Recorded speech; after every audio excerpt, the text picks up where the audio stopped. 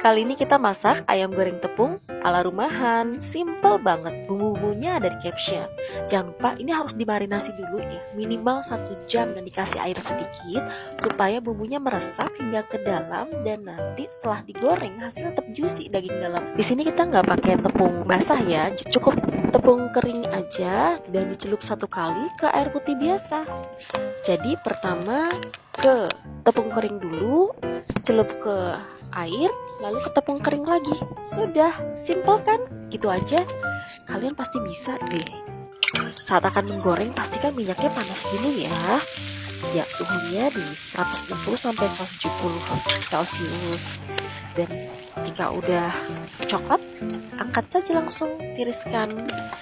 Nah, ini kita lihat dapetnya banyak banget kan, kriuk-kriuk banget. Ini kita coba-coba plating dan terakhir kita selfie deh.